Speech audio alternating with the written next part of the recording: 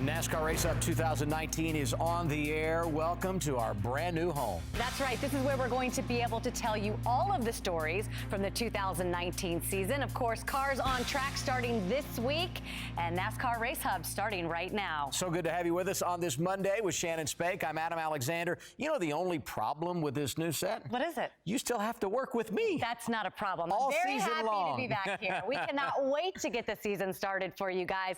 Welcome back to NASCAR RaceHUB. Welcome to 2019, everyone. As we've mentioned, and as you've noticed, a lot has changed here in the studio. We now have a state-of-the-art virtual set. Adam and I thought we'd take you on a little tour to show you some of the things you're going to see this season. That happened a lot in 2019.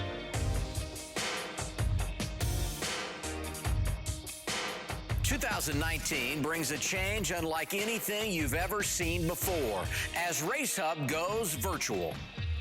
Our brand new state-of-the-art virtual set allows us to take you inside the world of NASCAR in a way you have never imagined. Fox Sports has partnered with Epic Games to utilize their Unreal Engine, the same technology that powers the smash hit video game Fortnite.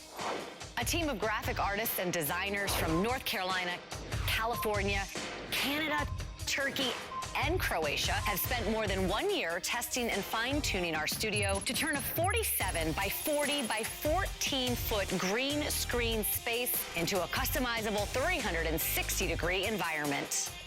The ability to combine augmented reality and 3D graphics allows us to use the new tools, like our 3D banking, which gives you an up-close and personal glimpse at all the action. Or we can immerse you in our next level environment, which allows us to break down every big moment of the race in incredible detail, like this one that decided a championship.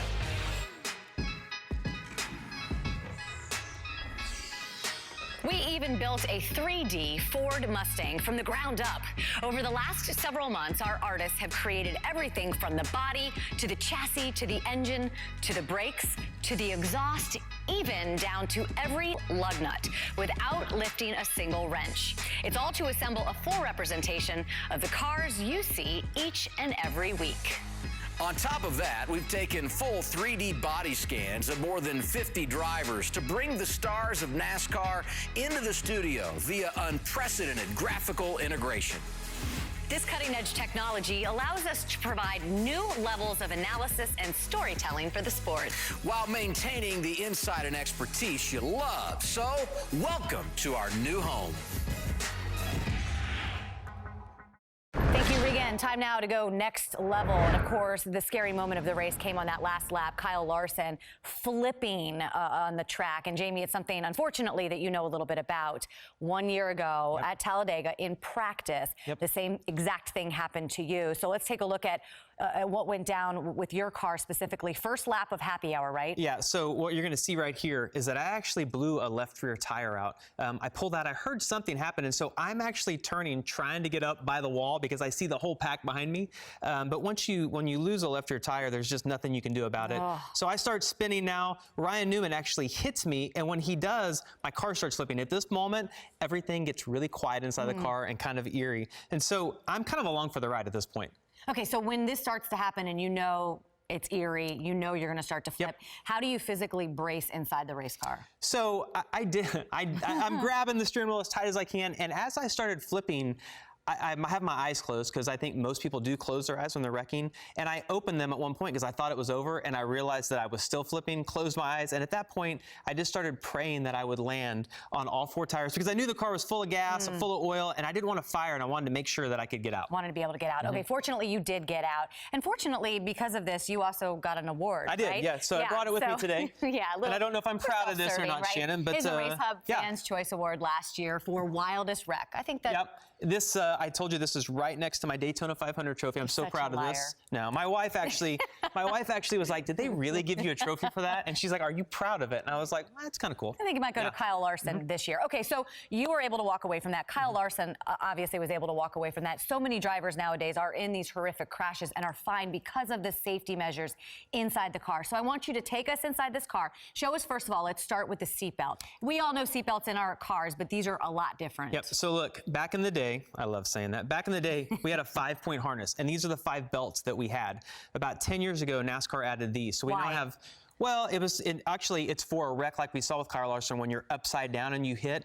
There wasn't really any way to hold you down into the seat. All the seat belts were made for more frontal impacts. So everything connects to this little cam lock right here. And this was odd at first, and now it just feels normal inside the car. So these are going to keep you in headrest. Obviously, the head and neck area, so vital in terms of concussions. And when you flip or hit very hard, what do you have protecting you in the head area? So the big thing here is that you have this foam on both sides and behind. You have a little more foam on the right-hand side. And the reason we have that is because we have a lot of right front hits. We also use that at a place like Dover for comfort because the loads are so high there. It takes a little bit of pressure off your neck. You have it behind.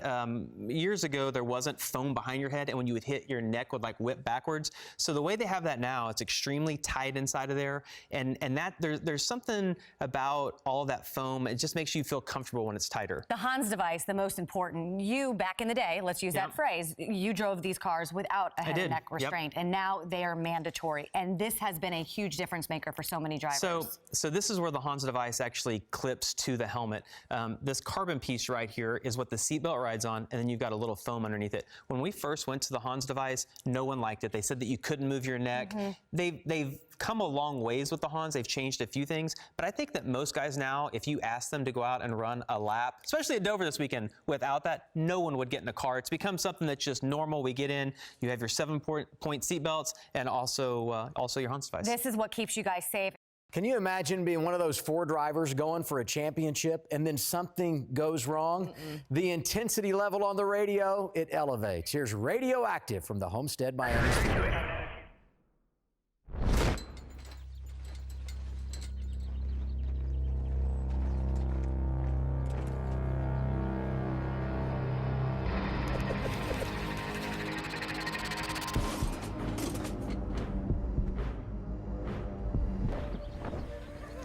Welcome, race fans, to Championship Weekend at Homestead Miami Speedway. For the 18th straight year, the championship for the NASCAR Cup Series will be decided here. We're so glad you're with us today to enjoy the pageantry and the splendor that only an event of this magnitude can provide.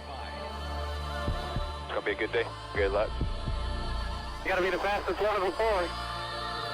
Soak it all in, brother. Appreciate all the efforts, dude. Got to win this race, to win this championship. Every grandstand ticket has been sold in anticipation of witnessing history one more time in South Florida. Drivers, start your engine! Burn hope. Green flags up. Green, green, green. Green, green, green. Half off. Still half back. Run. Still outside. Bottom covered. Hard and cool, break away with the lead. Kyle Busch will fly his way into second. A little bit on the tight side. Bounce the splitter at 3 and 4. Check 4. It's going to be fun. Throw it along. Are you me? It's confusing. Truex, he's hauling ass. Coming to me. Here comes Truex. Side by side, he'll put a fender up for the lead. Two side everywhere right now. Few leaders, but nice thing. Come on. Get some pictures. Just ran over something with the left front headlight. Looks clean as far as we can tell. Everybody continues to chase Martin Truex Jr. Pretty badass. Got to keep up with it here. You would think the only thing that will slow down Truex would be a mistake. 4, 3, 2, 1.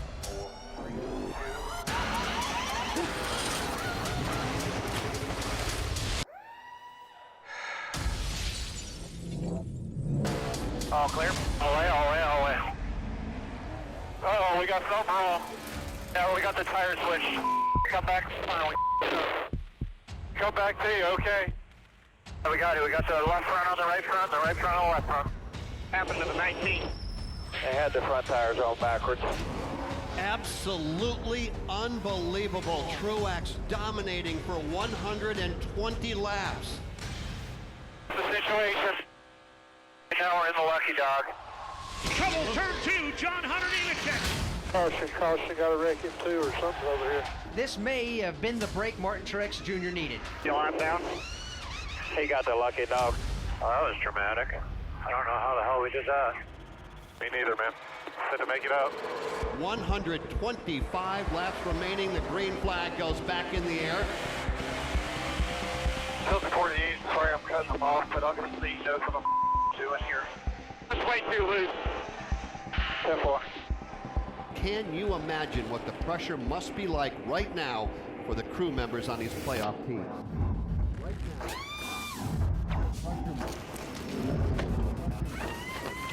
All the way.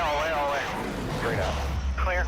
Harvick P2, row behind, 19 in, 11 out. Who will be the 2019 champion? Run to the checkered flag starts right now. Starts right now. We're really hot. What's your temp? Water's tagged. We're spitting water bad. We're not going to make it. Just bring it. Bring it. This is brutal. The 11's having a problem, he might have to pit again. 11 looks like he's fit. I have to him. They put too much tape on and overheated and had to pit again. Man, I just screwed up. We got too aggressive, couldn't execute it. The final laps of the season are ready to unfold. Still think I'll be able to get back to him. I just need a little time. 7.9 behind, no more than you need. It's got to be on 4/10 lap. You beat on 6/10 lap. I'm sure the nerves and the tension is high. He's praying that we don't get a caution. It's just getting worse here with lap. Feeling more slippy. Kyle Busch has the lead, yet Truex appears to be closing. He's getting in the corner a little easier, getting it rolling sooner. Really good lap. White flag, one more smart one. A fast race car, impeccably driven, and no mistakes tonight. Kyle Busch for the final time. Hell yeah, guys. Awesome work. Awesome year. Thank you, boys. Kyle Busch scores championship number 2. Oh, two-timer out there. Proud of you, buddy. Way to stick with it. Great job, guys. Sorry, buddy. We beat ourselves. Got too damn aggressive trying to get tape on it. I live by the fire, brother. I live right next to it. And I just got burnt tonight. Yes, for definitely would have liked to have a chance to go get him no matter what. Good year, guys. Way to fight. You know, that's not how we wanted it to end, but thank you for everything. Well, glad you gave it one hell of a shot. Peace. Sorry, man.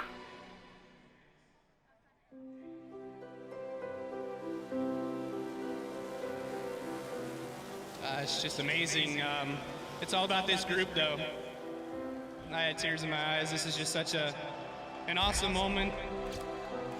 Share it with my family, with the Gibbs family. It's a dream come true.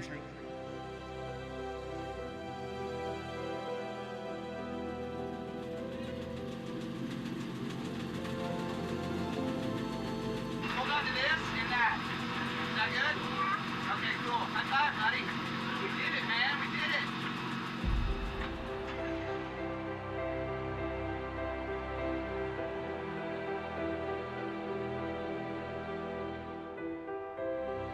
You guys are awesome. We won? Yeah, we did. How about that?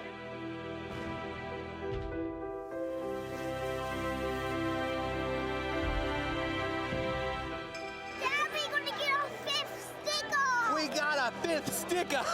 Woohoo! Love you. Love you.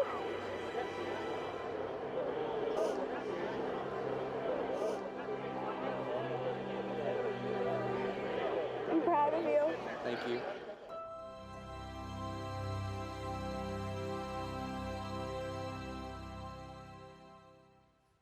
It's not every radioactive that you actually get to hear the interaction with the family and the friends and the crew off the racetrack. And so to me, wow, like to see him with Brexton and Samantha post-race and the emotions of that moment, it was really special. Yeah, and seeing Denny and Martin and Kevin, you know, the agony of defeat, you know, it's a little harder Right. this one than it was 10 races ago. Amazing for me to see Brexton hop in that race car and get So to cool. take that ride. That moment to me, I get such a kick out of seeing that. Anybody that has kids can appreciate that, especially in racing. You don't always get that moment. That's a memory that both of them will never, ever forget. Very cool. Kind of weird to end Radioactive with like no profanity or tirades or anything. I don't know how to handle this. I do think, though, we're guilty of dehumanizing drivers. You just guys that get behind the wheel. Yep. And then you see moments like that, win or lose, and we are reminded that you guys are human, have those same emotions just like everybody else. Welcome into a Thursday NASCAR Race Hub. I'm Adam Alexander, and I just don't even feel like I belong at this table. I'm here with Jeff Gordon. We're not going to argue with you. Yeah, I know. You just tell me when you want me to leave, okay? Jeff Gordon, we got some nicknames for him we'll unveil later in the show. Chad Canals and Joey Logano. 12 championships, like 250 wins, and they've all been successful at Bristol, where we go this weekend, huh? Man, I am so excited. It's Bristol, baby. The place is so fast. It's so demanding. So many things that the crew chiefs have to think about, that the drivers have to think about. Transitions from those straightaways into the corners. We've got traction compound on the bottom. We got a top group that's going to build up. Slide jobs, you name it. Go. Yeah. Come on, tell us more. I'm taking notes. So I gotta get ready for you. From where I'm going to be viewing it, it's awesome. I don't know how it works for you guys nowadays. It's a difficult racetrack. I think we all understand that track, the venue, is so tough because the lap time is so fast. You don't have a whole lot of time to think about what's going on. Pit road is probably one of the biggest challenges that we've got in the sport here for this week. And just going out there to execute 500 laps around that racetrack is almost impossible clean. Yeah, you're telling me. Bristol is my favorite racetrack and also probably the most challenging racetrack we go to. It's constantly changing. You know, we talk about the speed that you have and you always have cars around you, but there's a point that the bottom's going to be the fastest, then the top's going to be the fastest, and then you just have to figure out a new way to get around. Then you got to work traffic. Yeah. You know, lap cars, trying to pass a car in front of you. While we have this big spoiler on the car, we're going to be going so fast, so much faster than we have ever before. Physically, mentally, it's going to be the most demanding race of the year so far.